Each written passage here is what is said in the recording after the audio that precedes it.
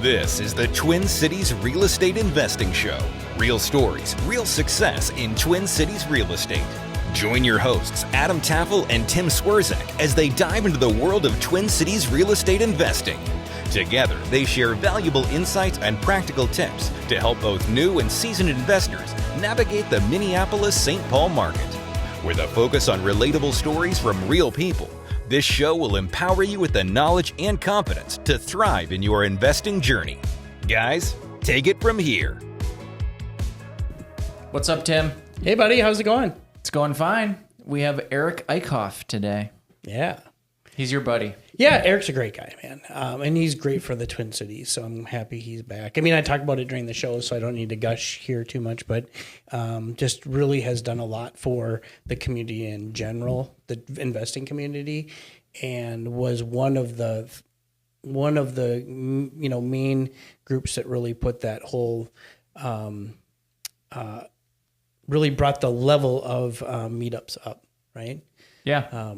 I would say Jordan and I, along with Ryan, kind of started the grassroots, and then he really took it and put some manpower and money behind it, and really did some really cool stuff, and has just done a lot of great things for the investing community. So I'm excited for that. And now that we've done the episode, I know that we didn't even scratch the surface with him. He's done a lot.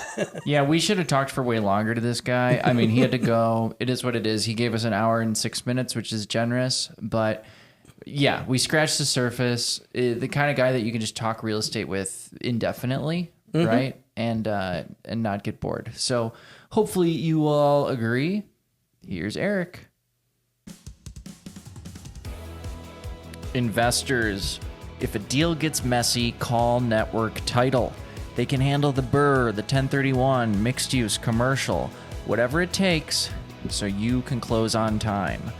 Mentor of mine, guy who I really respect, Kirk Duckwall, says, working with Network Title is kind of like having another personal assistant. That's how on the ball these people are. Network Title, complex deals made simple. Link in the show notes. One of the hardest parts of investing is finding a solid property manager.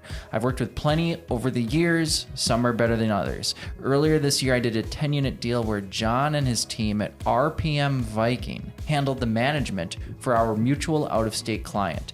They were professional, they were responsive, they delivered exactly as promised. Now they are my #1 management referral, and I'm proud to have them supporting the show. Learn more at rpmviking.com. Use the code TCREI300 for $300 off maintenance services when you sign up with RPM Viking as your property manager.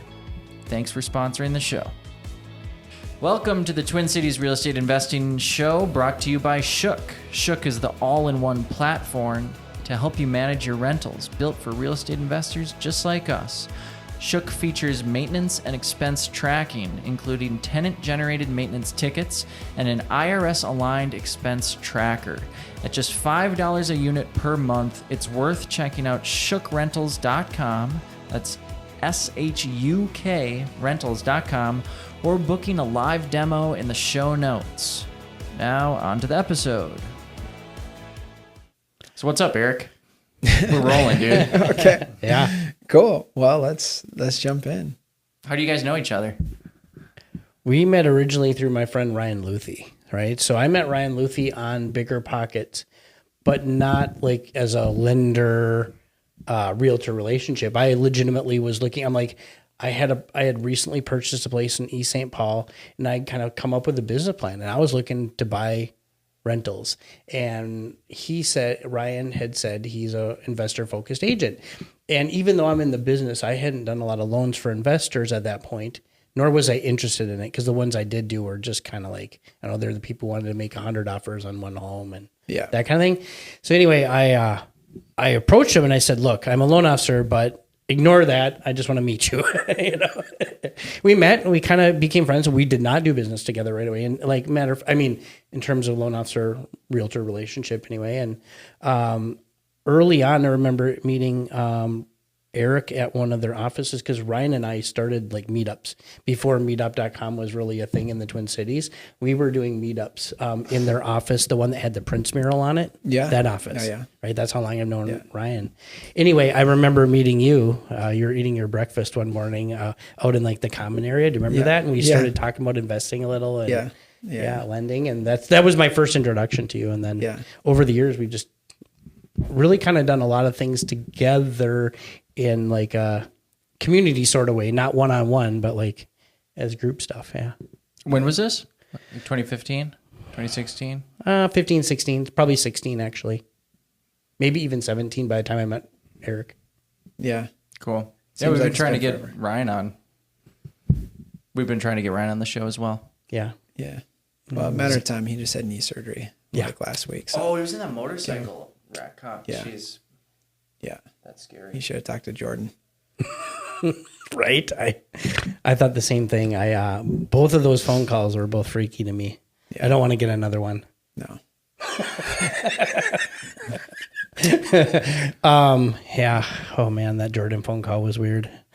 But yeah, I guess I'm excited that Eric's here today because I'm excited he's back in the Twin Cities. So like little thing, he moved away for a while, and I don't know. It to me, there's Eric has been very involved in the Twin Cities investing scene. Just working with lots of investors and also putting on a lot of great in-person content through his brokerage. And just between COVID and him leaving and a lot of other things happening too, not unrelated, that has died down. And I just feel like there's, I think that we're going to have a better community again now. Cool. Well, what's your story, man? How did we get here? Yeah. Well, starting with like what Tim is talking about, I'm a fan of community. I'm a fan of like the more the merrier. I think I just notice like I do way better when I'm surrounded by people and genuinely like helping people. And so, even at my brokerage, it's a small team, and the model is like you really don't make money as a broker off of just like splits from other agents. It's like impossible. Cause there's always overhead, there's always expense. But just like me as a better I'm a better person when I'm surrounded by people, helping people and like seeing them win too. And so I think a lot of that like is like a lot of my real estate investing journey over the years too. It started out as me buying a couple single family homes back in 2009, 2010. But like I've talked with Tim, a lot of my story has been like partnering up, finding the right synergies between partners, bringing people along the journey. And that's the part that's been a lot more fun. And that's the part where like there's been just a lot more growth. I think the last few years, it's like definitely ups and downs. There's like been some really good and high moments. But a lot of us, I would say have been, humbled by the current market and in some regard to, whether it's, just in the brokerage side or on the investing side. And, it's been a journey, thankful for every step of the way, but, there's also things that like, I would do again. And there's also things I definitely wouldn't repeat again. So, we should talk about both of those. Can we circle back to it? Cause I don't want I'm curious. You made a comment about the brokerage model. Where do you see like real estate brokerages going in the next 10 years or so? It's been hard for you to be profitable over your overhead with splits, and you have to be competitive on your splits because there's a lot of people offering really generous deals out there. Like, where are small brokerages going? Because I think it's cool that we have them, that people like you are willing to do it. I was with Bricks for years, and those guys are so good at what they do. Ultimately, I left because it just wasn't financially feasible for me anymore. But can you expand on that? Which goes to your point of split. Which goes to my point. Yeah. And your point. Yeah. I mean, yeah. It's hard to keep good agents, and I'm sure and the money goes out the door in a ton of different ways. And yeah. It's interesting because like you even see like so much of like, there's a lot of people that like during COVID when, think about it, when people were like jump in jobs all across all industries for a few years, where everyone was trying to hire everyone, and now we're kind of in a situation like the opposite. You kind of saw that like in the real estate world, where it's like everyone is jumping to EXP or Real or some of these different brokerages, and now like you see people leaving those and going back to like more traditional brokerages and stuff that has like a little bit more resources, when times are maybe not as good and tougher. But the thing, like for me, we had a team, got like 16, 17 agents, doing close to 300 transactions a year. Never quite hit that mark, but it almost seemed like we would have needed to get closer to like 1,000 to really have the mass where you can start bringing some ancillary businesses like title and mortgage and some of that other stuff that like really is where you make money, because you just can't do it on the splits. And we just never quite had the volume to like justify your full-time hires to actually scale and run some other businesses that might be ancillary and actually more profitable. So, it really comes down to then lead generation and like the you as the team lead, and you can make money off of splits from agents and passing along really good leads. But so if you're in the business of lead generation and you can do that well, I think you can do very well. And, we rolled up our brokerage actually into kind of like a boutique national brokerage a couple years ago, the Jason Mitchell Group. And that's exactly Jason Mitchell's model. It's really interesting. He just partners with referral sources on a national basis. So think like Veterans United, think Rocket Mortgage, think, all of these programs like, Zillow, all over the country, Open Door. And, he passes along quite a bit of business to his agents through that. And so he's done it at like a national scale. So I think that's a really interesting model, and, definitely a lot of change in the business. I'm really curious to see on the other side of this, because, during COVID, how many agents were coming into the business and loan officers, and it was just, everyone was getting licensed. And so, there's stats where it's like half the loan officers exist today, right? I think it is something like that. Yeah. Or even less. And I think that like same, probably not as extreme on the agent side, but on the other side of this, it's going to be an interesting world. Well, you guys know, because you've worked with loan officers enough to know this, there's a huge learning curve to becoming a loan officer. I mean, I think it probably takes 5 to 7 years. It depends on your volume, of course, to even get kind of good at it. Like you're pretty mediocre for the first 5 years, and for the first 2 years, you're lucky a deal doesn't blow up a month, kind of thing. There's a lot of knowledge you just got to know, Yeah.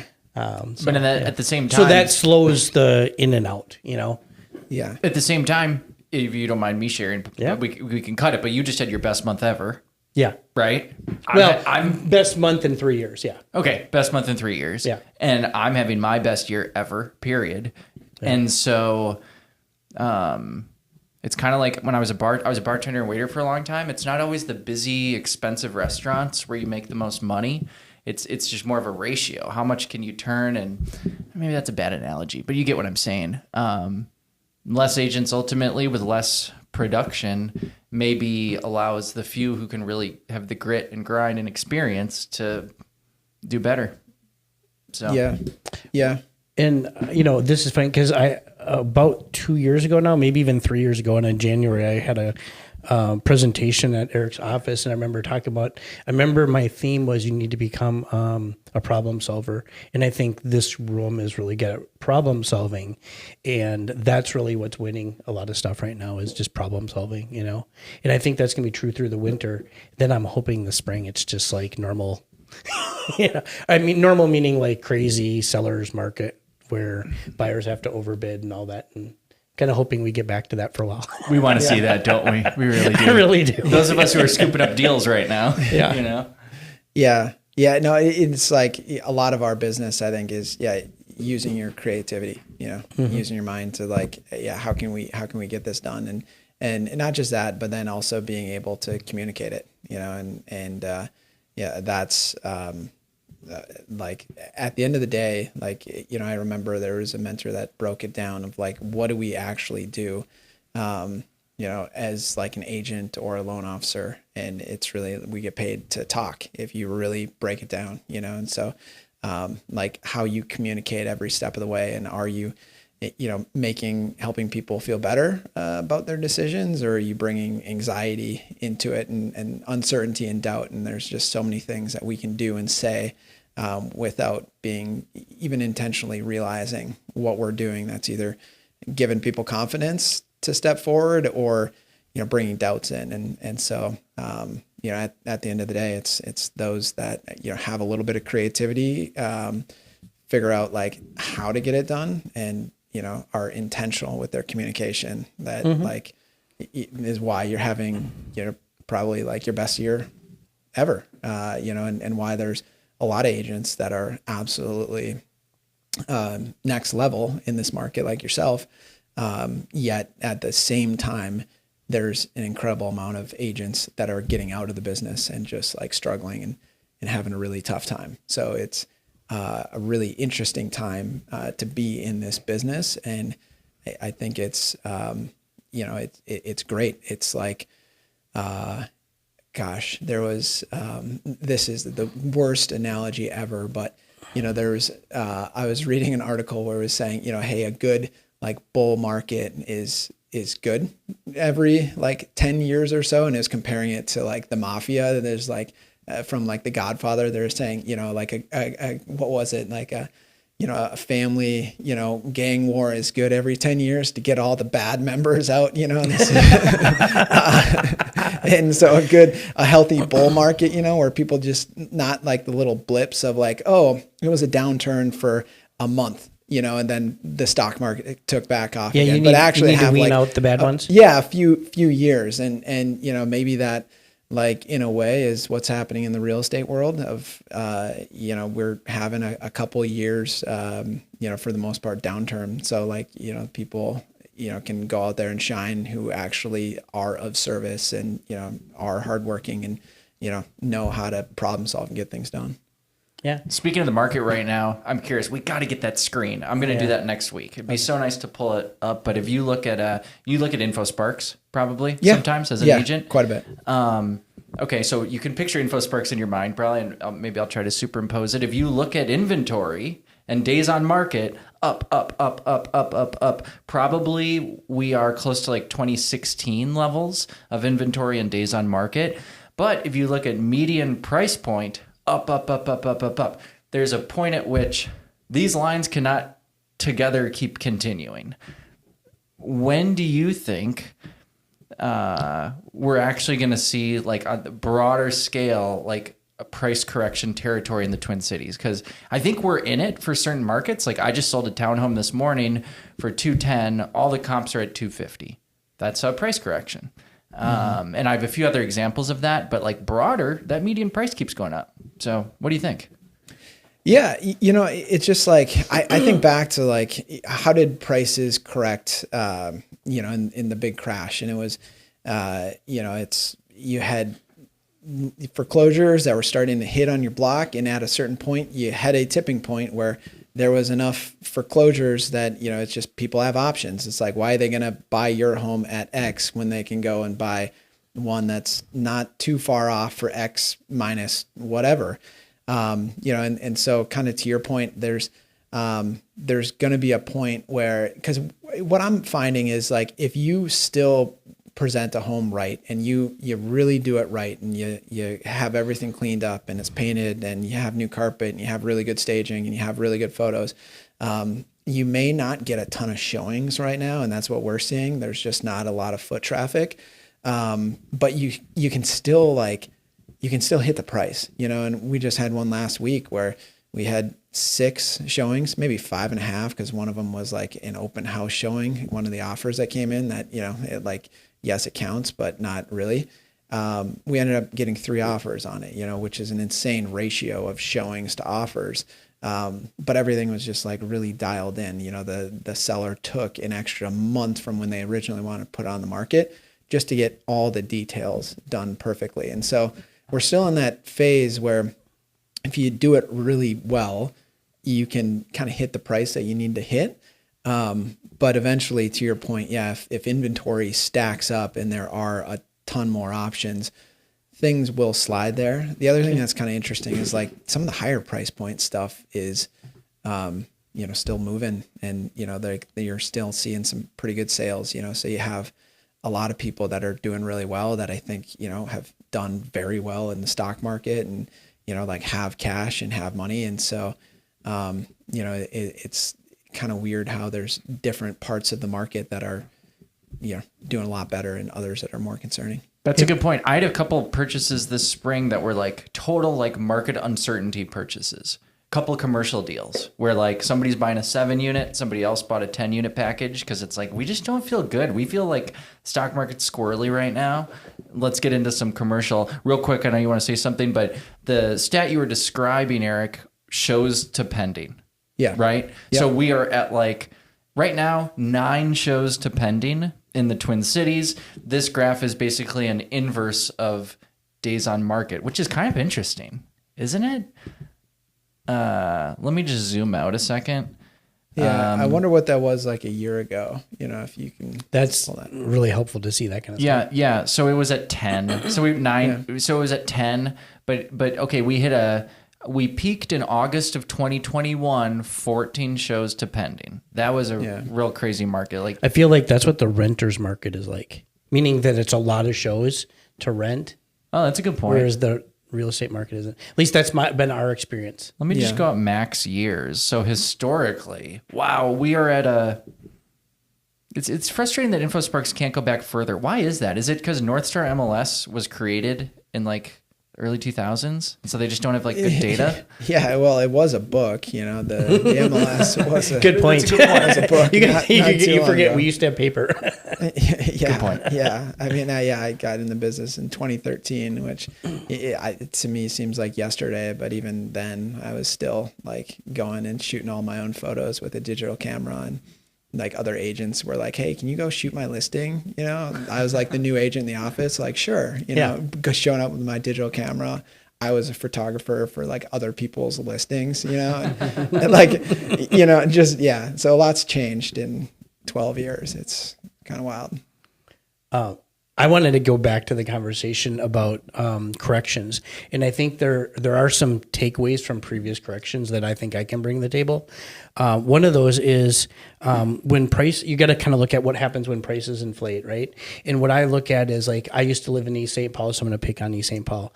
The Payne-Phelan neighborhood, not that great of a neighborhood. I mean, there are nice pockets, but it's a low price, low value, low income area in general, right? And neighboring areas are even worse. Okay. And so if you look at that, when when other areas get really high priced, those prices look cheap, and those prices really go up, and they go up more than they should, meaning they'll see a real nice spike because duplex at 200,000, 250, or even 270 is still looking cheap compared to the 400s or 500s. So they get pulled up by the market.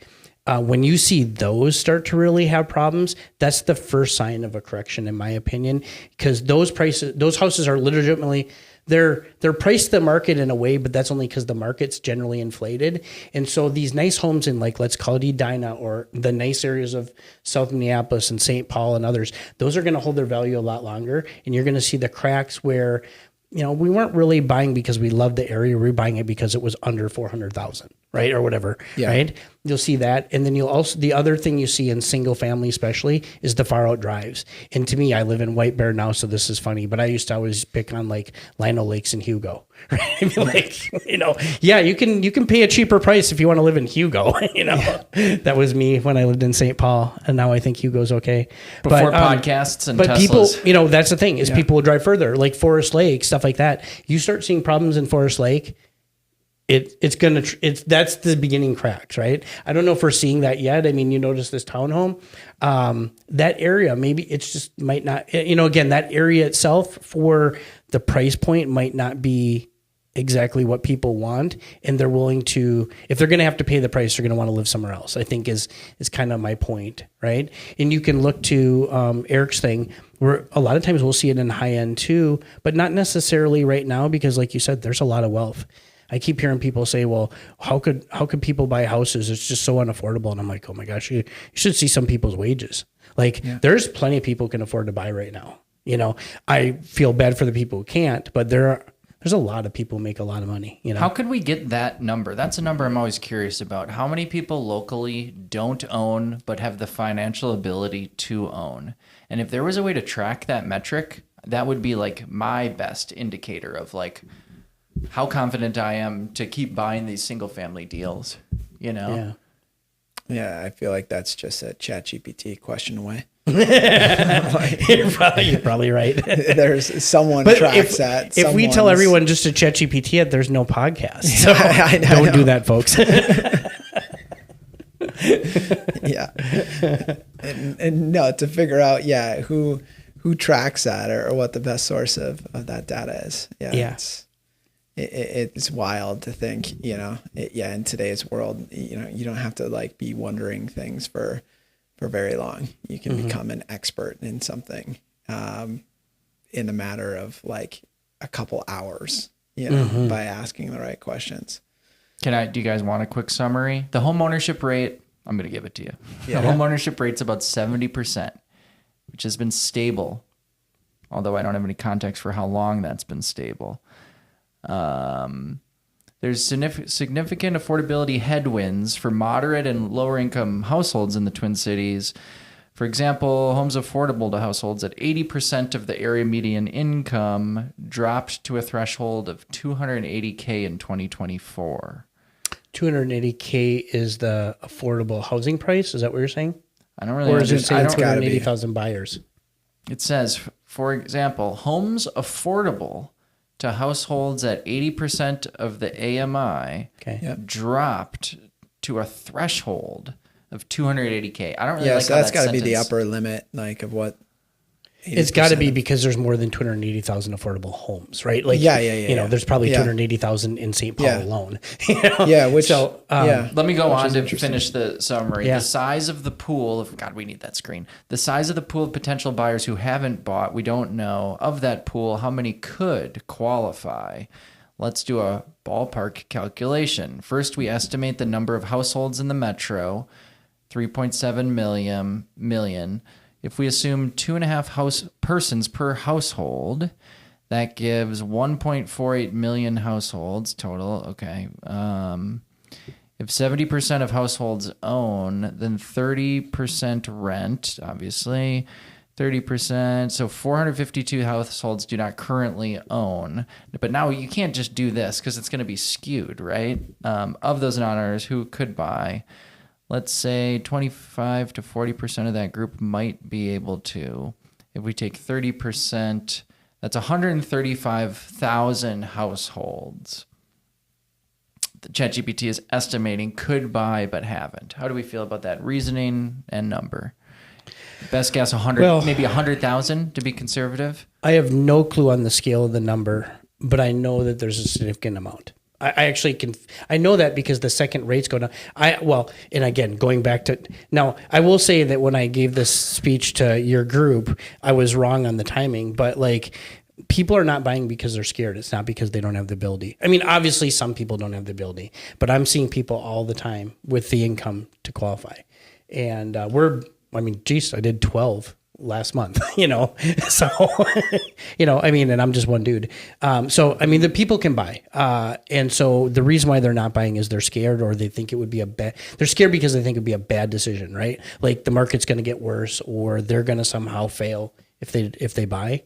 If they knew they could buy now and prices were going to go up and rates would go down, they would be begging to buy, and we'd have right now, there's a lot of pent up demand is the short version of what I'm trying to say. I know why people aren't buying. It's psychological. It's not actually, in my opinion, it's not actually as math based as you'd think, because if it was really math based, I think they'd see that they're losing by not buying right now. Yeah. Because it's coming, there's already, granted, like you said, there might be a small downturn first, but it's going to be tiny compared to the upswing as soon as rates go down. And there are 9,300 homes for sale.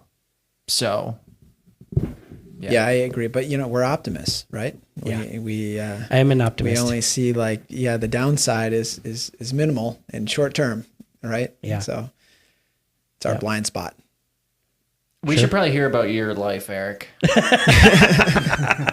Why did you get into this? Why did you start buying houses? What were you thinking? Yeah, no, my life is boring. The lessons that I can pull from my life are maybe if there's any value there.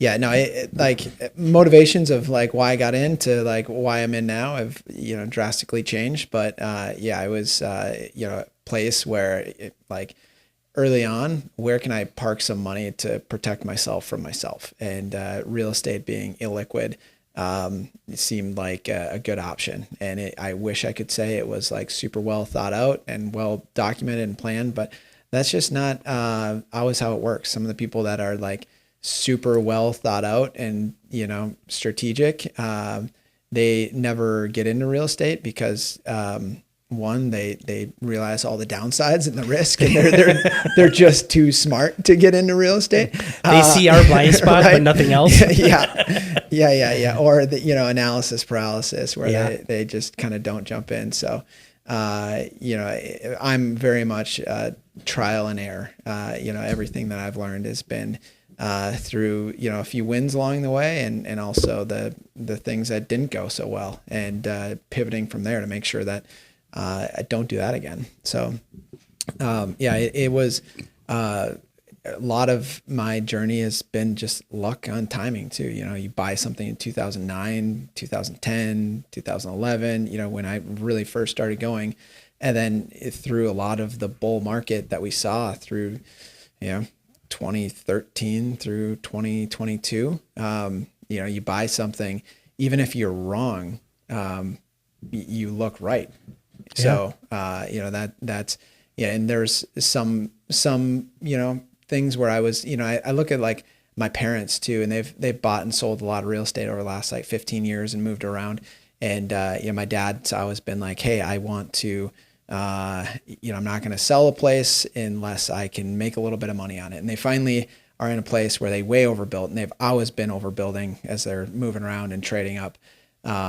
But they've finally like overbuilt, and the market is not in a spot where like it will reward them for their overbuilding. And so if my dad's going to not lose money on the next place, then he's also just not going to move. And so, and that's kind of one of the beauties about real estate sometimes is like, if you buy the right stuff with the right loan, in the right area, and if you can just cash flow it, and you can operate it well, it's within your wheelhouse to operate. You can minimize, some of those mistakes and some of those downturns by just holding on a little longer or shifting and being a little creative with your business plan. But there's also times where, you can't. I think if like I'm looking back on my life and a lot of the things I did right and some of the things, landmines to avoid, is just a lot of that more protection of like, okay, so let's just, let's sit down, let's map out all the things that could go wrong here. Let's look at this. Like if you're going to run this from, 3 different business plans, like, can you do all of those plans? If we need to pivot, if this plan A doesn't work, with your short-term rental plan, can you do long-term? Does that work? And if that doesn't work, can you resell the thing or, whatever you need to do. If the management company that you're planning to hire to operate this thing doesn't work, can you step in? Can you do it yourself? Do you have another option that you like? Like all these things that people just don't always think about. They're fixated and they have tunnel vision on like, this is what I'm going to do. This is the plan. And I can't tell you how many times that like what I started with the plan of a certain property and then what it evolved into, are just two different things. Yeah. And that's not always the case. But it's enough times where I'm like, okay, I need to be thinking about this from a few different angles. And to some people that's like, duh, that's how they think about everything in life. But maybe to an optimist, you don't always think that way. Probably not. My last purchase, I thought of it from 2 angles. I didn't go for a third, but I could add a third and it would actually only look better because I looked at long-term, which isn't as profitable as short-term usually, right? Yeah. And then I looked at resale. So yeah, I mean, I guess that's exactly right. I think if short-term is your first option, you should have 3 options. If it's not, I think you can get away with 2, in my opinion. Yeah. Because I've always only had two usually. And sometimes it's really one because it's not like I'm buying deep enough that I can resell most of them. You know what I mean? Yeah. Like sometimes, but not always, you know? Yeah. Yeah. Would you mind? We love specifics on this show, and I think our listeners really Twin Cities focused. As you're thinking about, I think you use the word landmine, these different exits. Can you be more specific? Like draw on a few of these specific experiences. Yeah. And you know, the part of the difficulty is like, you know, some of the landmines that were out there maybe 2-3 years ago, just with like interest rate fluctuations, probably are not the same risks as they are today, right? But you know, so think about it from a standpoint of like people are like, you know, don't get variable rate debt, and it's like that would have been amazing advice like 3-4 years ago, right? But today it's maybe not quite as relevant. But there are things I would say, such as just like operations and business partners and stuff that just like holds true over time of, you know, just like, you know, how much are you going to depend on one of your business partners for the success of the project? And, you know, if that person gets distracted or that person steps away or that person isn't who they said they might be, you know, are you in a spot where like you can step in and you can drive it and take over, right? Like I see that a lot with like different groups and people that are getting into things. And I see it because I end up selling people's property where they got into it with a partnership that just didn't work, that like they weren't really aligned. They didn't really talk about, okay, if things don't go according to plan, if we're actually buying more of a job than a passive investment, you know, like some of these conversations that need to happen up front, you know, and where people, I'm, you know, later today walking through a fourplex of a guy that, you know, is in a situation where his partner really wants out and it's way premature and they're, you know, they need to own the thing for a few more years. You know, they're not seeing the value, but, you know, something like that. So I would say, even though I'm a fan of partnerships and there's a lot that can happen there, you know, that would be maybe like one of the primary things to look out for. Let's talk about let's get even more I agree with you 100%. I'll start. Yeah. Or at least something that I've seen that was a problem that I see. So I see a lot of young men, especially during bigger pockets, attracted to real estate investing as opposed to young women, right? Yes. And what I often see in that is a group of 3 people. I don't know why it's 3, but it's college friends, and all they have the drive and they have the energy, but they have 0 skill and 0 money. Right. Mm-hmm. And so it's not necessarily that, you know, they don't know what they're doing. Right. But like, let's just pretend that the education with bigger pockets and all that works. The problem they have is they don't have the complementary skill sets in that situation because they need money and they need skill, but they don't have that. And so it's just, you know, and I'll usually try to counsel them on that. And I've seen that happen several times where I'm like, you know, you guys are buying at a good time, so you're a little lucky, but really you need to get a different partner group. You know, all 3 of you should be partnering with different people and going at this, right? So that's like one example of a bad partnership that I see. I know that's not exactly what you were talking about. Can you think that is a really good example though. Yeah. You know, but yeah, you know, a lot of my, like the last few years have been, you know, in some bigger deals. So I've been getting into like some larger apartment stuff. You know? And so some of that, you know, I think there's some lessons that are maybe relevant for someone stepping in, but there's also some just like unique challenges with like the types of debt and the types of loans and that kind of thing. And, you know, even a lot of like my journey the last few years has been like syndication type stuff where, you know, I'm a general partner or a sponsor and pulling people in on something. And you know, some of those deals have gone well. Some of those have obviously, we've gone through a downturn, have been a challenge. Mm-hmm. But, you know, just thinking about risk and thinking about debt and, you know, thinking about leverage and, you know, a lot of like the classic things that you talk about, but, you know, you really feel when you're going through something that is, you know, maybe more of a downturn. And, you know, I think like for myself, I've partnered on some stuff where, you know, when you get into commercial debt, you know, you guarantee stuff and you know, like thinking about who your partners are and, you know, what their ability is to like, if something doesn't go right, to fund the property. And also just like from a standpoint of just risk of, you know, like if something doesn't go right, You know, like where do you stack amongst your partners in terms of a target, right? Yes. Right. You know? So I want to cover this again. I've got 2 examples like that, right? Because I've done 6. 4 of them went very well, right? Yeah. 2 not so well. Yeah. Right. One of those not so wells, I wrote a $13,000 or $14,000 check per month, 3 months in a row to pay the mortgage payment. Yeah. That's how I stacked. You, Tim Swierczek, wrote it? Tim Swierczek wrote at least $40,000 worth of mortgage payments. Wow. During COVID. Yeah. Luckily, I had made a shit ton of money during COVID. To offset. Yeah. And that's the Right. thing, you know, you got enough things moving and, you know, you're doing well on a lot of stuff and, you know, it can offset some stuff that's not going so well. You know, But to your point, my partner didn't have that ability. We were both on the loan. yeah. I realized after that experience that I didn't receive enough equity, enough profit for my role. Right. Yeah. And these are things we learn. Right. And so, actually fast forward, same partner went and bought a place. I won't actually say where because you know some of the partners in that particular group, but there's a deal in the Twin Cities that's not going super well. I was asked to sign on that debt. Guess who would have been making the mortgage payment on that thing for multiple months in a row and paying back taxes and all that? Would have been me. They wanted to give me the same equity position that I got on the first deal that went bad. I said, no. I'm like, I'll only do it for this. Yeah. Right. Because I know what could happen. I thought that deal was going to go super well. I was so bullish on that deal. I thought they were going to kill it, but I knew the downside and I knew what my role was going to be in that downside. So I think that's kind of to your point, right? Like knowing what your role will be in a partnership if things go bad is super important. I'm so curious, and I got to think the audience is curious too. Don't give away any personal information or addresses, or be as non-specific as possible. What went wrong with that deal? The South Minneapolis deal? The one you just described.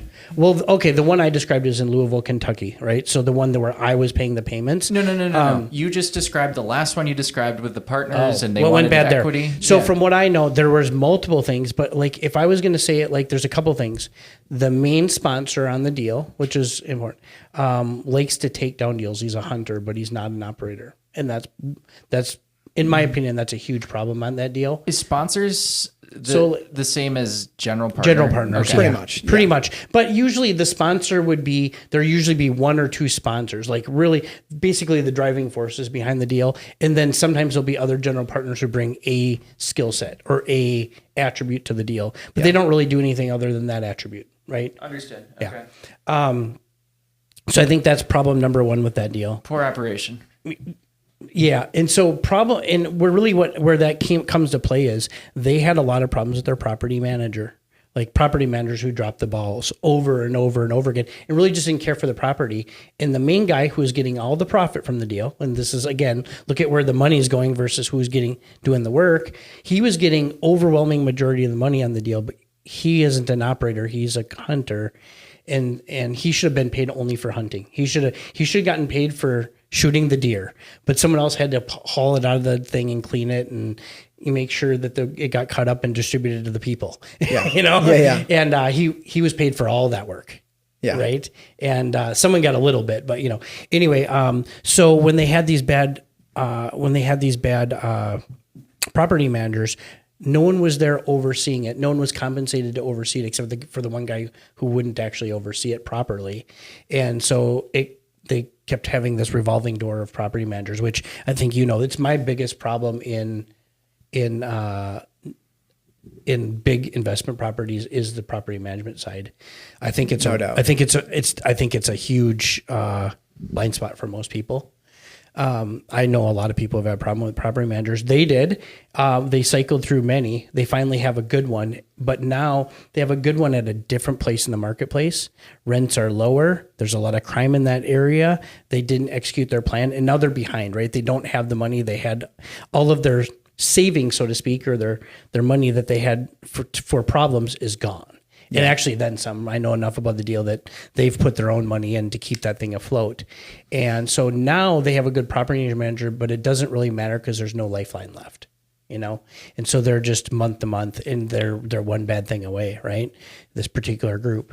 I know, you know, Yeah. you know, I know a lot about that deal, and frankly, I Yeah, was but super there- close to putting my own money in it. There's a lot of lessons there, and you know, things that I've seen and things that I've learned, and you know, deals that I've been a part of personally where, you know, similar types of things, you know, have happened. And you know, it's like so cliche to just talk about like good management and what good management actually is, and how you know that. But you know, it's a lot of it. It's like the thing that I love about real estate, and the thing that I hate about it is, you know, it's easy, it's simple, but it's not easy, right? And it's accountability. It's, you know, just like following up to make sure it's that people are doing the jobs that, you know, they're hired to do, and you know, understanding the incentives of everyone that's involved, and you know, down to the property level, and you know, there are some deals where like you can, you know, a good deal with the wrong manager can go, you know, can go bad, or a deal that's not so great, but you know, with the right people on board, can be okay. And so I've like, I totally agree. I had 4 deals with the same property. So the only property manager, so on 3 deals, we had this one property manager, and everything went awesome, right? Deal number 4. What I didn't realize, I know now, right? But I didn't realize then is even a good property manager can become a bad one. And all it takes like is one extra deal, right? So you're some, you know, it's just like any, like a traffic jam, right? Traffic's flowing along, but then all of a sudden there's just one traffic stop, and next thing you know, everything backs up. Yeah. That can happen to a property manager too. They're doing fine, but then I don't know. I mean, like you could, COVID's a little too big to talk about. Just a property manager, they get one extra property, and that property has problems. Now all of a sudden they have to let yours sit because this one's got, you know, like basically 4 alarm fires going at it. So they're not paying attention to yours all of a sudden, and your vacancy drops and things drop, and it just gets a little bit. And next thing you know, they have a problem. That's what happened. That's why deal number 4 with this one property manager went bad. And it's very subtle things. It's not easy to like pick out right away. You know, it's like little things that you kind of need to pay attention to, and you know, little things they need to check in on. You know, it's things such as showing up to the property, and you know, like the grass is not cut, you know, or taken care of, you know, like little telltale signs, or, you know, so then people want to move out eventually because they're like, I'm paying 10% above market to live in a nice place, and I'm not living in a nice place anymore, right? Yeah. You know, driving by at night, seeing like, oh, a lot of the lights are not working, you know, or out, you know, and, you know, just getting involved with like, one of the things a lot of times we do is like, we'll, you know, help, you know, even if we have a third party property manager, we'll still, you know, if we're anywhere like close to 90% vacant or less, you know, that's like 90% full. Yeah. 10% vacant. Yes. Sorry. Yep. You know, that's like alarm bells. Like you need to jump in hands on and get something going, quick. 'Cause you know, you're really not like cash flowing at 90%, at 85%, you're for sure losing money. Like you're not making money till you're at least like 95%, you know, and in this market. And so, you know, if we're dipping below like 95%, we'll jump in and we'll run like, you know, Facebook ads to, you know, help generate, you know, some leads for the PMs. And not that that's like extremely impactful, but one of the things that like it does is it gets us like talking to the tenants, understanding the lead flow. And, you know, also what I'll do is I'll just have a message that goes out of like, hey, thanks for inquiring. Here's a property manager, call them. By the way, you know, I'm one of the owners of this property. If they don't get back to you within a day, let me know, because I want to follow up on it. Right. And the amount of people that will be like, hey, I'm still waiting for a call back. And it's like, oh gosh, you know, we're 90% occupied, but we're also not getting back to the tenants that are calling you, you know, and it's like being able to like have a pulse on that stuff fast, and being able to pivot and do something about it. And again, it's easy, but like, who has the time in the day to, you know, do all of this? You have to work it in, you know, it has to be part of the process, or else, you know, something slips. And, you know, the property manager, by the time you get on the phone with them, like they know more about the property than you do. They have a story for everything. You know, they're going to sell you something. Yeah, right. And it's going to actually sound pretty good. Yeah. By the time they tell you. So you really have to kind of come in with your own thoughts and you know, and your own data, and research to be able to help direct those conversations and make sure Yeah. things are performing. It certainly won't be their lack of consistency or responsiveness, Yeah. whatever that story may be. For sure. Yeah. Yeah. For sure.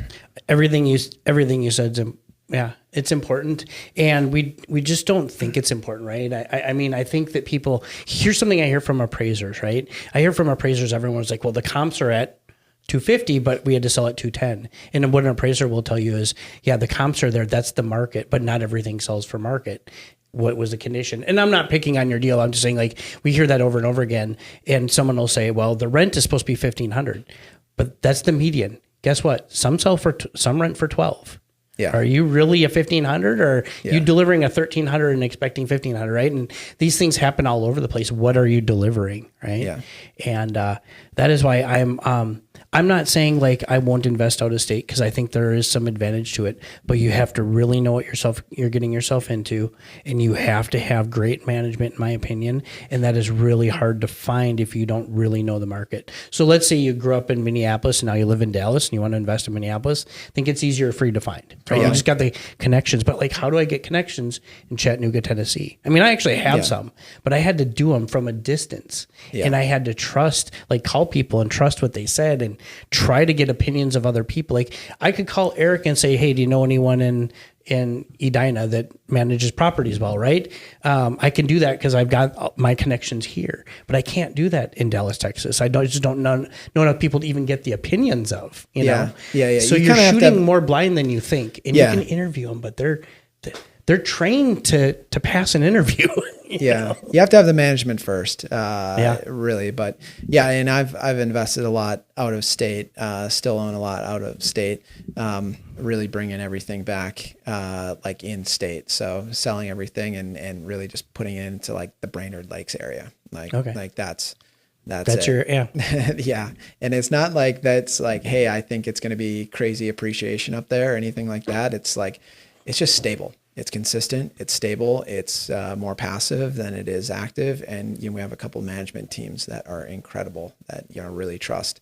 And so it's not going to like become super wealthy from that. But I'm also, I optimistic, Eric, not going to lose, in a big way. And that's sometimes more important.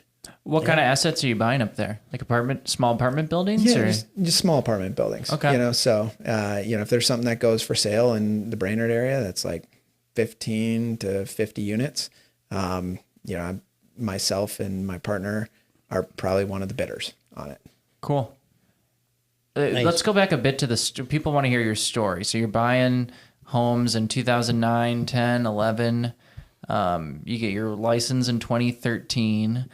Can you tell us a little bit about how you evolved as an investor and any like just memorable deals along the way?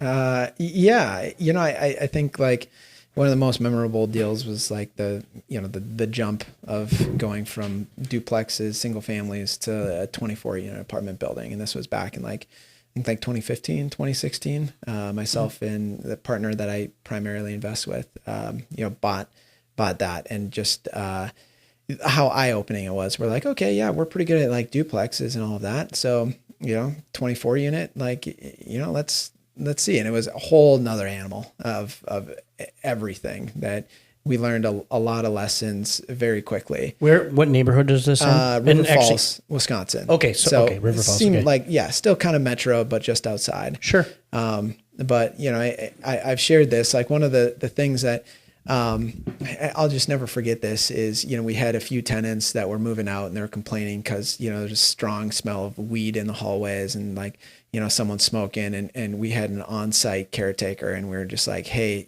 someone we really trusted. You need to figure this out. Like, where's this coming from? We hear like there's people coming in and out that don't belong there. And, strong smell of this. And, she's like, yeah, I don't know. And we're like, well, we're getting complaints that maybe it's the third floor. Like, can you check and, do all this? And then finally we're like, we think it's like this unit. And she's like, no, definitely not them, and we're like scratching our heads because this caretaker's great and she takes care of everything. And, she's on it for us. And she's like on the first floor, and, come to find out that like they were her dealer. Right. And so she was getting like, her pot from, this number 308 or whatever. So she didn't want to turn him in. And we're like, oh man, like we really got like head. And so I was thinking it was the caretaker. Actually. Yeah. Right. No, we knew it wasn't her because we knew it was like, she was on the first floor and it's coming from the third floor. How'd you find out that was the dealer? Somebody else? Yeah. Eventually, someone kind of, shared, and then someone else is like, well, yeah, the reason, she's not, saying anything is because she's up there all the time, and we're like, oh gosh, so it was a little bit of a lesson of like, we need to independently, do our own verification, the whole trust but verify, and like you find good people, that's great. You work with them, but you also have accountability set up and things, and checking in, and so we learned so many things from that first deal. Give us another one.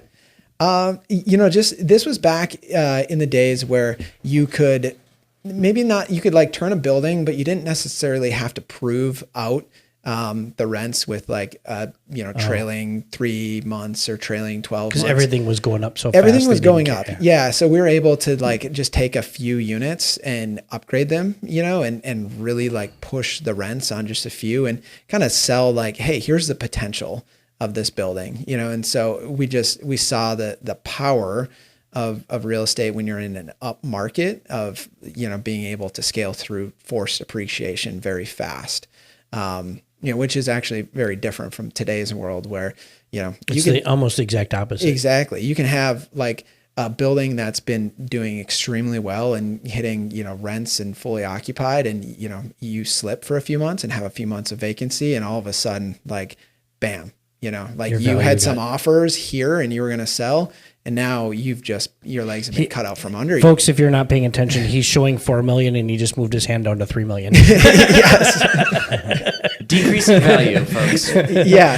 Just like that. Right. And so you just have to be super tight, in today's world. Been there. Yes. Yeah. Been there. Yes. Yeah. We had a deal that was going to close, and, we had a great price. This was like a couple months ago. And, the property manager, it was like 30 some units, and they slipped, and, we had it totally full, and they had 3 vacancies, and the buyer's lender just backed out of the deal day before closing. No money. For 3 vacancies, just like, wow, we're out. We're like, what? That's like, went from 100% down to 90%. It's still a stable building. Like, we're like, we can fill these things next week. We'll put tenants in there, and they're out. Right. Like, so it's just, more skittish. You gotta be tight on things. And in commercial lending, just so people don't know, they don't really truly want your business unless they want your business. It's not like us when we're doing things where, I'll take the next deal. If I can close it, I will. Because those people, it's the bank's money typically, right? And the person who writes the loan is also the person who has to collect from you and foreclose on you if it goes bad. Yes. Right. Yeah. That's how that works. And that's a huge amount of accountability. So if they don't like this deal, they might like Eric. If they don't like the deal, sorry, Eric. Right. In other cases, they might be like, Eric, we like you so much that we trust you'll get this done. And but in the end, if they don't like the deal, they say pass. They don't say higher rate, more money. They just say pass. Yeah. And if a lender says pass to you and it's commercial, that means they are never giving you 1 red cent on that property. Right. I mean, Yeah. Let's talk okay. What else have you learned here? And let's go back to that deal a second. Or during that transitionary period. Yeah. Any big takeaways? Yeah. I would say the ability to like have the right manager. We had someone, even on that deal, where we had someone that was managing it, that was doing a pretty good job, had kind of built the systems and kind of had things working as clockwork. And we made a change to someone else. And why did you change? I gotta ask. Yeah, so he just got a little bit too busy, and there was someone else that was like selling us hard that like, hey, this I could do great. I could push the rents. I could making all the promises, and so we decided to make a change, even though we probably shouldn't have. And we saw things, what we thought was like a passive, well-oiled machine, someone just kind of stepping in to like keep the train running. Things got off the rails pretty quick. Yeah. when someone Interesting. Do you wasn't- know what wasn't they watching did, it. what the second manager did wrong?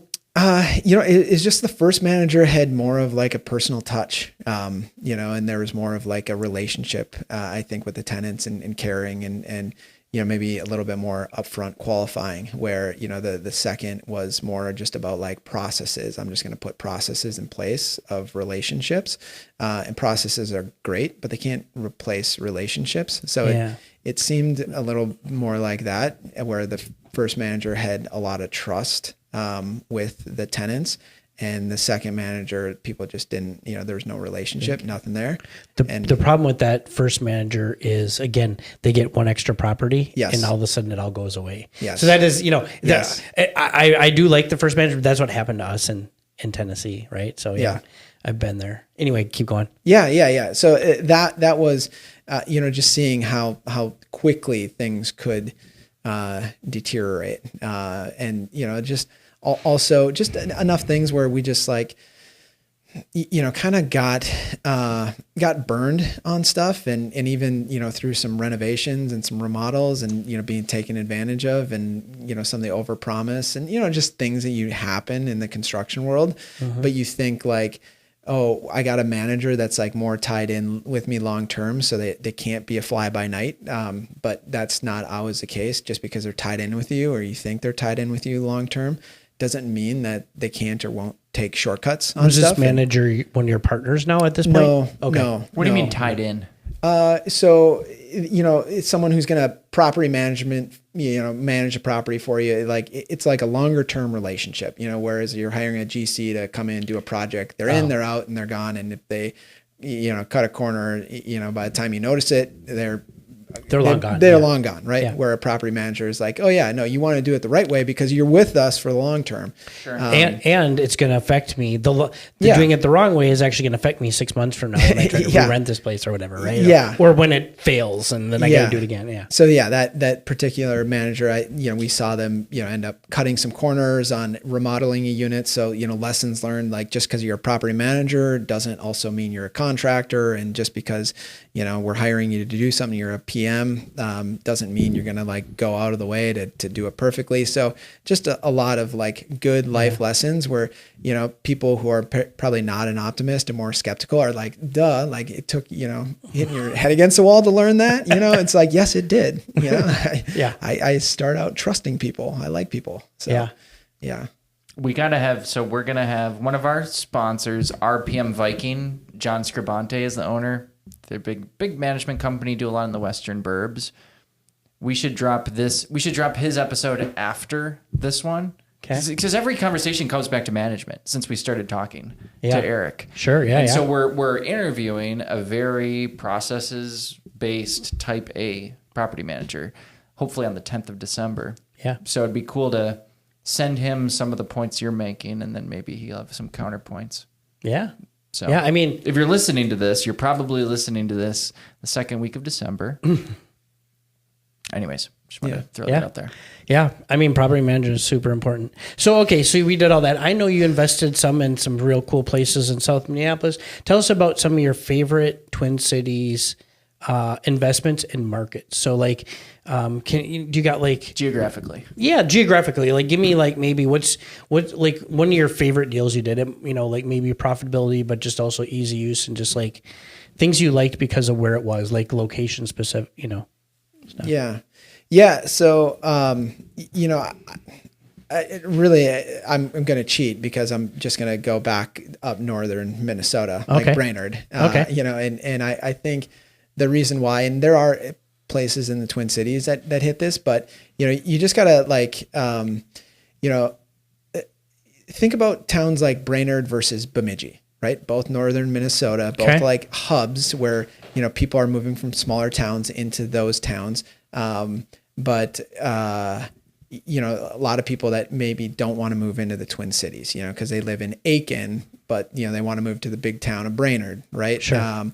versus, they would never move to the Twin Cities. And so both of those are like have colleges, regional hubs, but also like very different markets. And one of I think the big reasons is you just look at crime rates, employment and crime rates. And, where you have the Brainerd Lakes is propped up by a lot of like tourism, a lot of the Twin Cities, it's just Bemidji's too far away. And there's a certain amount of crime that, occurs if just matter of fact. I'm not going to get into like the details of why or Sure, I have ideas, but I'm not going to speculate here.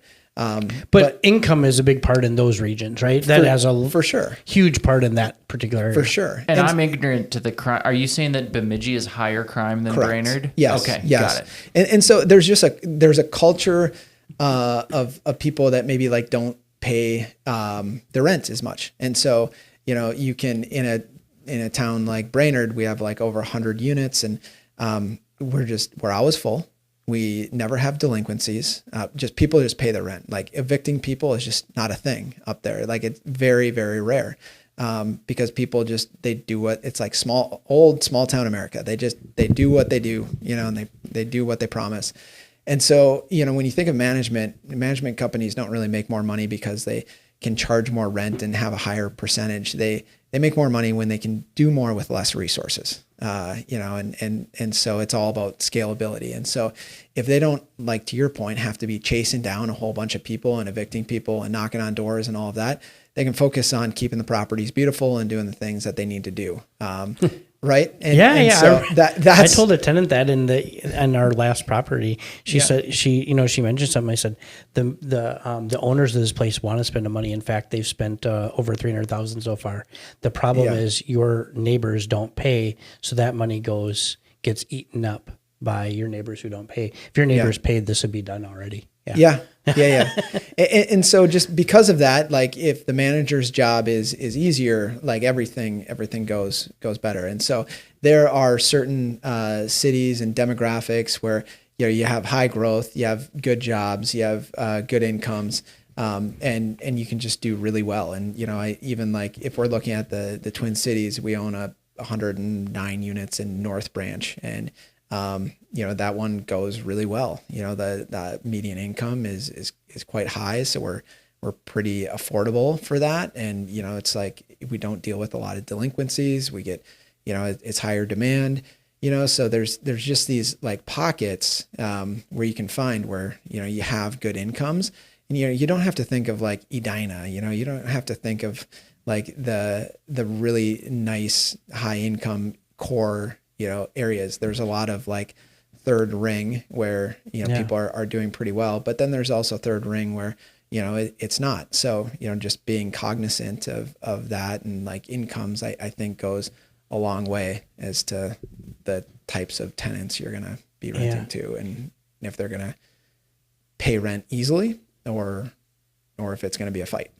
Yeah. I think long-term, it's really important to have, there's like a minimum rent threshold, and we could kind of debate on what it is. But again, going back to like Louisville, Kentucky, for example, rents there back when we owned the property were $750 to $800 a unit, and you might be able to get $900 if you really did it well, right? The places were cheap. In the Twin Cities at this exact same time, it was like $1,500 for a 2-bedroom. Right. And that was $1,500 easy, maybe $1,700 if it was kick-ass. Right. The problem is in Louisville, Kentucky, the toilet costs exactly the same. And the handyman was at minimum $5 an hour more per hour there than it was here. Labor was not cheaper. Huh. Yeah.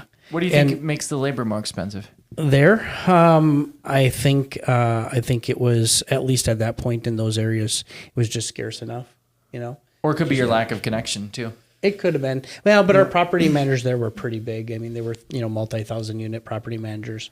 Sure. So I don't think that was it in this case, but it absolutely could be in others.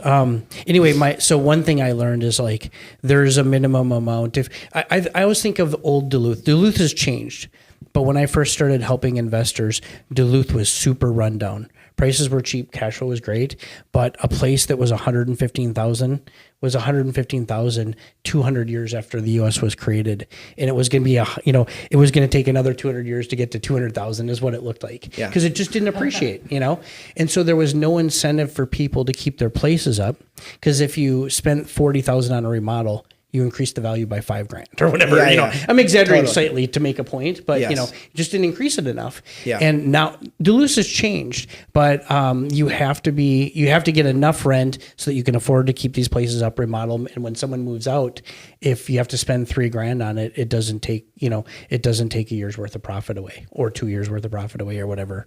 Yeah. So anyway. No. I do have to run to a listing appointment.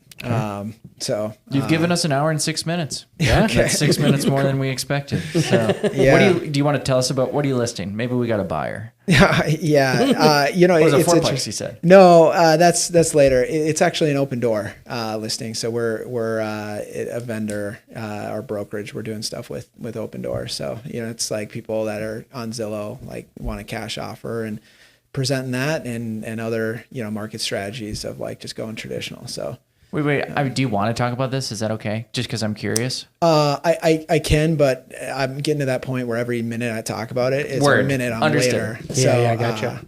Fair enough. Yeah. Cool. I'll ask you off there. Well, Eric, thank you. Okay. I want to do a quick plug here. Well, I guess we can do it after, but like Eric's brokerage puts on a lot of great content. So whether you're using, someone else, I encourage you to go look for the Fulton events and attend Fulton events, because they're really good. Yeah. Well, thank you. Yeah. I appreciate that. Yeah. Thank you so much, man. This is a great conversation. Yeah, absolutely. I appreciate it. All right. Thanks for having me. Cool. Cheers. Right, we'll see ya. What's up, Tim? Hey, man. How's it going? It's going well. That was a great episode, man. We could have just kept talking with him. I feel like I just still have no idea what, about his story. I mean, I can fill in a lot of the blanks because I know a lot of people like him, Yeah. Okay, you started buying small properties and you leveled up and you cashed those out and you got bigger and bigger. You started using other people's money, and now, you're buying 50-unit buildings like it ain't no thing. And it's pretty cool. Yeah, Eric's done a lot of interesting things, a lot of stuff out of state, and that's not like the main purpose of the podcast, but like, for example, he was in a partnership that bought, I'll get the number wrong, somewhere between 120 and 200 single family houses in Ohio and St. Louis, I believe, low value places. That was quite a project to put together. So he's done that. He was in Cleveland, for example, and I think he has the same attitude towards Cleveland that a lot of other people have, and it's kind of like, you should never invest in Cleveland. Ask me why. Really? Yeah, it's one of those spreadsheet cities, Yeah. where it looks really awesome, and then you get there and you're like, whoa, okay. You know what? I wrote this down as a note. Like, I was meeting with a client. Might have even been a mutual client. Whatever. They didn't end up buying something in the Twin Cities. And it was one of those classic deals where he had the spreadsheet, maybe like $800 is going to reserves every month. And we're talking about a duplex here, right? And I don't know, man, maybe in past times, I don't know how I would deal. It's not my role as an agent to tell you to be less conservative. I'm not a financial advisor. I'm certainly not in the business of like talking people into doing things they're not comfortable doing. Yeah. But I kind of just flat out said, like, this is a really careful approach, and careful people just generally don't get into doing what I do and what a lot of my clients do. I probably had a more like eloquent way of telling them that. Sure. But, the market has decided that you are unable to buy deals and also be really careful, because there's enough people like me and you who are optimists, going with the theme of this episode, who are going to pay a little bit more to get our deal picked, right? And so unfortunately, you just cannot kick in $775 a month with a South St. Paul duplex deal, and expect to get a cash return beyond that. And it is what it is. And if that is unacceptable to you, then may I introduce you to 18,000 other investment vehicles that aren't real estate. Yeah. And it's kind of like, all right, Not to mention, it's just you don't need $9,600 a year in maintenance on a duplex, nor do you even need $9,600 a year in capex.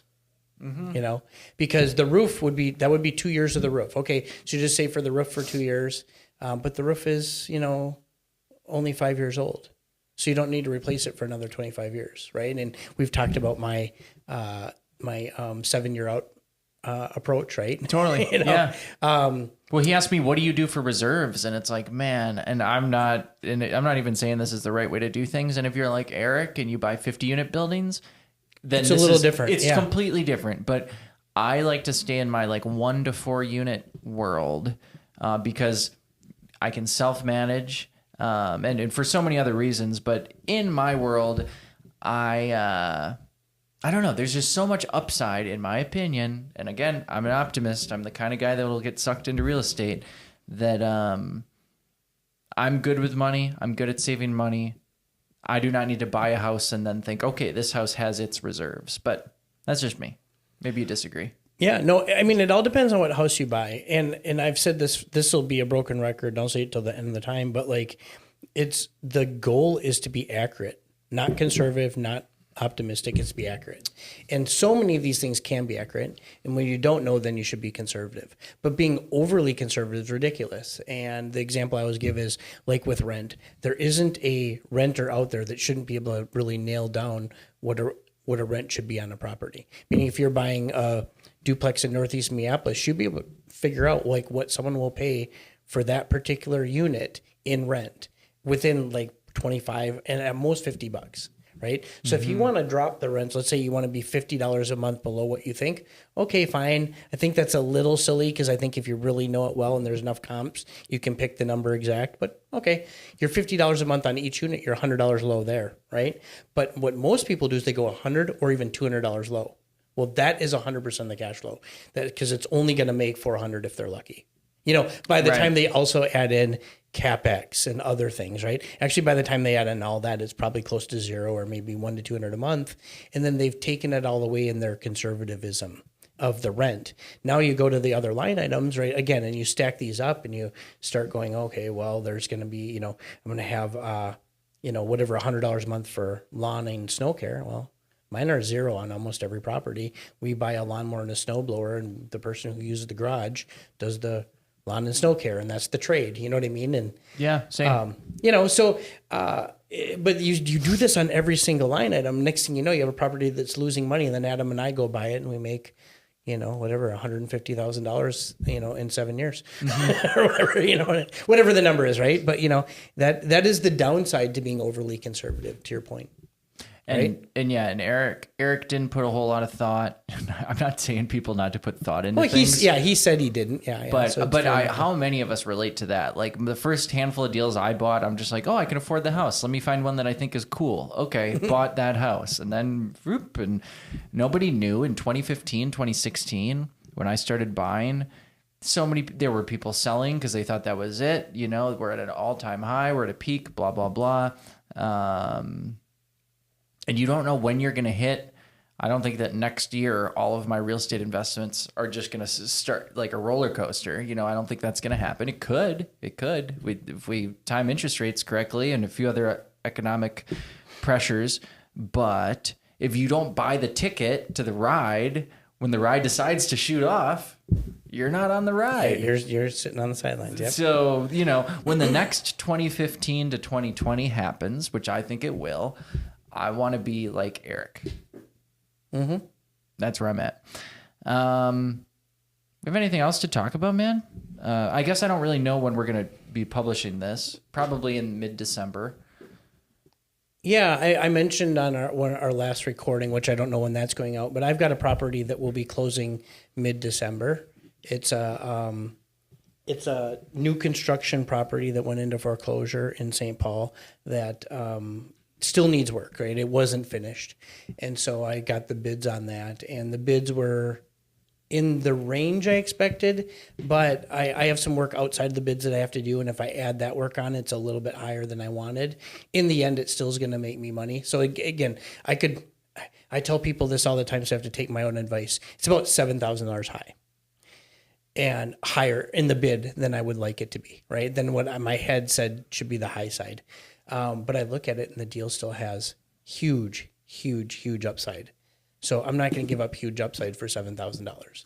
And, if it was worth, frankly, if I had to pay another $20,000, I should still do the deal. So, that's where I'm at on that one right now. I mean, we haven't closed. I'm still putting everything together, but it's moving forward. And by the time this comes out, it'll be either closed or real close to closing. And maybe do you have any interest in doing a meetup there? Yeah, absolutely. First This would probably Wednesday. be in January, maybe. Oh, January. Okay. So maybe first Wednesday of January. Maybe. Whenever you're listening to this, because we changed from Tuesday to Wednesday, right? We changed from Tuesday to Wednesday. First Wednesday of the month. Yeah, and I think on their production meeting, I think we should consider second because there's a lot of holidays that fall in the first week of the month and a lot of weird things and actually there's still a lot of meetup action the first week of the month and less the second, but having said that, whatever. Hey, have you noticed the Facebook group is popping these days? Yeah, there's a lot of posts in the Facebook group. Good point. Twin Cities Real Estate Investing, not Twin City Real Estate Investing, because that's another group. Oh, is it not right? Twin Cities Off Market Deals, not the Rebel Group. Our group is Twin Cities Real Estate Investing. Yeah. It's popping off. I've dropped an off market triplex that I'm trying to sell, and hit me up if you're looking for an off market triplex. Yeah. And in Oakdale, owned by a mutual client of ours, and I got like 30 emails. And what we need to do is we need to get our sponsors in there to so that they can answer questions because there's some real knowledge in that That's a group. really good idea. The other thing is please go there and give your knowledge, right? Because I think of like what made Rebel great. That's what we're missing right now. Was a lot of user-generated help. I'm thinking of the Evans of the world. I can never say his last name. Sorry, Evan. I know you're probably listening to this. Yeah, I always say it wrong, so that's why I avoided it. I might have said it wrong. But, and I think of Elsie was really strong in that group, and Steve Taylor, and a lot of our guests actually are people that I met through what's now Rebel. And Bruce, by the way, anyone who we were supposed to record Bruce a while ago, Bruce Brunner is now scheduled to be a podcast guest as well. You don't know that yet, but I scheduled him. Nice. I've scheduled like 3 recently. Oh, good for you. Yeah, I'll let you know in a bit. I'm glad someone's thinking of that. But anyway, Bruce has been, he was, again, a very early guy who gave tons of value to the Twin Cities and hasn't been as active lately, but I'm really excited to interview him soon. There's a lot of cool stuff coming up, but one thing I noticed is our YouTube videos are actually outpacing our podcast listens on Spotify. Now, I don't look at other platforms as much. I only can, for whatever reason, Spotify became the one I looked at, or at least the podcast thing. But I think we doubled our volume in the last month. Yeah, it looks like, because we use this program called Podbean that shoots it out all over the place. So you might be listening to Amazon, Apple, whatever. It looks like we've flattened, but it's because YouTube is taking some of those. So yeah, our listenership keeps growing for this podcast. People, when you see me and Tim in public and you say, "Oh yeah, from the podcast," dude, that's the best. I love that. I'm getting calls from that. I'm doing a deal from someone right now in off market from the podcast. I also had, Patrick recently. Oh yeah, Patrick recently reached out and he told me specifically he was excited about YouTube because we started on Facebook and he just doesn't do a lot of Facebook, so he was glad we have YouTube. And that's another change I really think we need to make is at least once a month be doing those live deal analysis. People liked them. I think it's too much to do it every week, but I think we got to do it once a month. You're so right. So I need to. This is probably something to talk about off air. Whatever. Business stuff. If it's too business, we don't need to talk about it. But I want people to know these are the things we are discussing, and we love your input. A lot of the people who listen to this podcast do talk to us and reach out to us, and I really appreciate it. And your feedback, whether it be good or bad, is helpful. I get a lot of, "Hey, keep doing what you're doing. We really like it," but I would love specifics, just like we're trying to give you specifics. Totally. What do you really like?